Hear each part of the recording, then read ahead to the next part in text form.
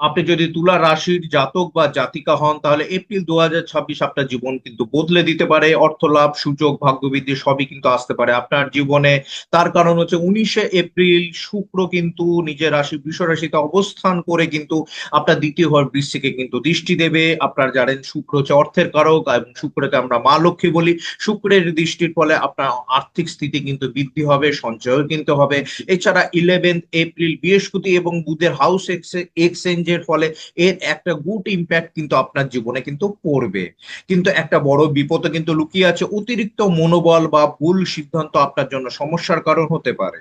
তাই এই মাসে কোন কাজ করলে আপনার লাভ হবে আর কোন কাজ করলে ক্ষতি হবে সব জানতে ভিডিওটা শেষ পর্যন্ত অবশ্যই দেখুন। নমস্কার, আমি সৌভিক। আজকে তুলা রাশি এবং তুলা লগ্নের ক্ষেত্রে এপ্রিল 2026 কেমন যাবে সেই বিষয়ে আলোচনা করব।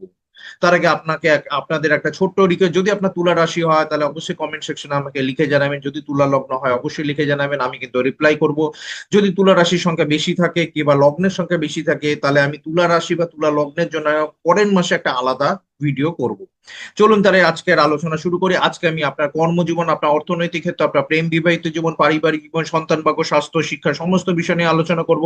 যারা শর্টকাটে ভিডিওটা দেখতে চায় তাদের জন্য কমেন্ট সেকশনে একটা টাইম স্ট্যাম্প করে দিয়েছি, সেখানে গিয়ে ক্লিক করলেই কিন্তু শর্টকাট পদ্ধতি আপনাদের সামনে ওপেন হয়ে যাবে।